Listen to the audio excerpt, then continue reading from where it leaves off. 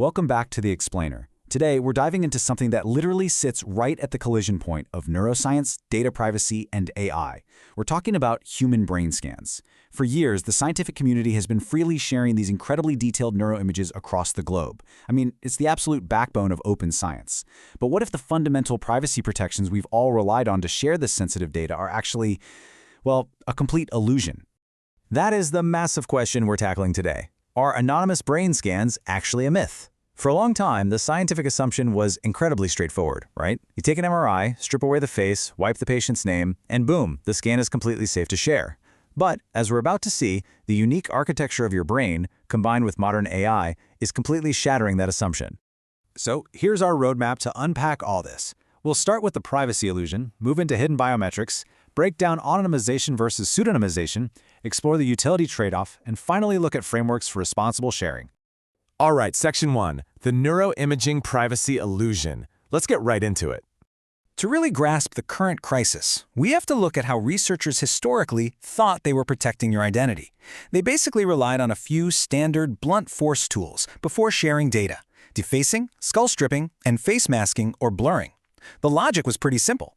Brain images that include facial regions can obviously be used to recognize the research subjects. So, to comply with data laws, researchers would literally just digitally hack away or blur the face, nose, eyes, and cheeks from the 3D scans. For a long time, everyone thought this was a perfectly adequate compromise to achieve total anonymity. Which brings us to Section 2, brain prints, the hidden biometric. Here is the massive plot twist. AI and deep learning have completely changed the game. It turns out, your face isn't the only thing that identifies you in an MRI. Enter the brain print, a totally novel form of hidden biometrics. It's exactly what it sounds like. Just like a fingerprint, your brain anatomy is highly individual. A brain print is made up of the individualized neuroanatomical structures and neural activity patterns of a brain that make it highly identifiable. You can't fake it, and you definitely can't change it. When you scan a brain, you're capturing a signature that is distinctly, undeniably unique to one specific person. But what actually makes your brain print uniquely yours? Well, research shows it boils down to a mix of genetic factors, your individual life experiences, and stochastic, or basically just random processes during your development. Because of this, neuroimages can be quantified to extract individual brain differences, and the accuracy is wild. Studies showed that the discriminative signature of the brain captured by these images can provide a recognition rate of 99.6%. Literally, even a tiny, random sample of your functional connectome acts as a unique identifier. And if that wasn't concerning enough, consider this. Advanced neural networks, specifically generative adversarial networks or GANs, can actually reconstruct facial features from neuroimages that have already been defaced. Yes, you heard that right. In motivated attacks, these AI models can predict and rebuild a person's face just based on the remaining skull and brain structure in the scan. So suddenly, these massive global data sets that the scientific community confidently labeled as anonymized are actually highly vulnerable to re-identification. Let's move to Section 3, anonymization versus pseudonymization. The fact that AI can rebuild a face from a brain scan doesn't just present a technical headache, it triggers a massive legal issue under strict privacy laws like the EU's GDPR. It establishes a very hard legal boundary. Under GDPR, true anonymization means the data is irreversibly altered. You absolutely cannot identify the person by any reasonably likely means. If it's truly anonymous, it's no longer legally classified as personal data. Pseudonymization, on the other hand, means the data is separated from direct identifiers, but, and this is key, with extra info or advanced tech, it can be reversed. Because AI makes re-identifying brain prints possible, almost all shared brain scans today are legally pseudonymized, meaning they are still heavily protected personal health data. Section 4. The privacy and utility trade-off.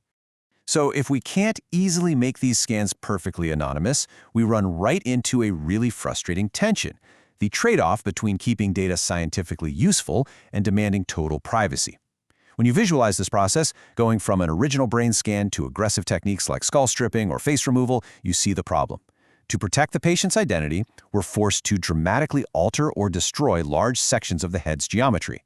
Face blurring preserves more geometry, sure, but ironically carries a higher re-identification risk.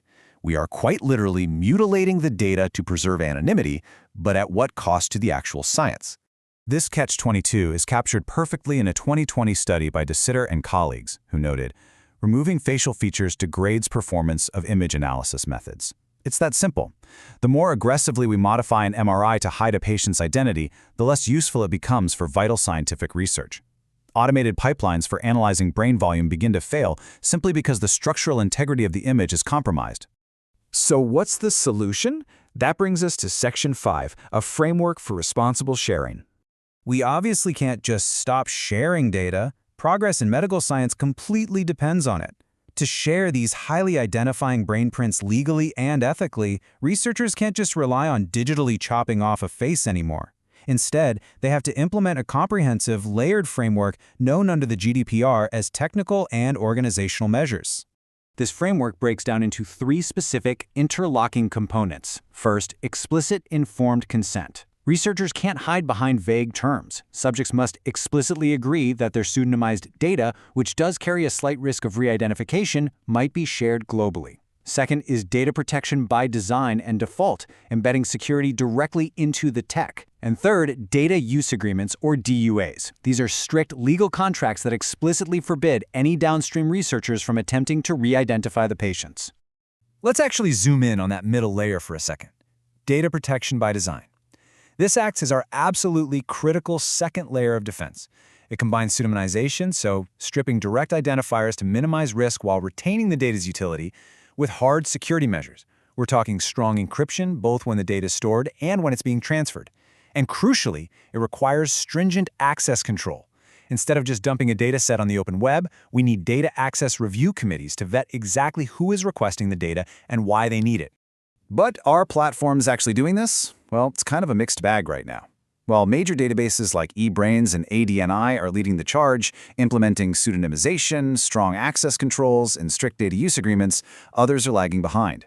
For instance, OpenNeuro, which is a major platform, historically relies on pseudonymization but has weaker access control, basically just simple registration, and doesn't utilize strict DUAs.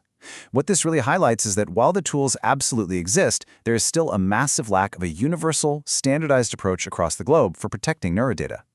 Which leaves us with a pretty provocative thought to wrap up this explainer.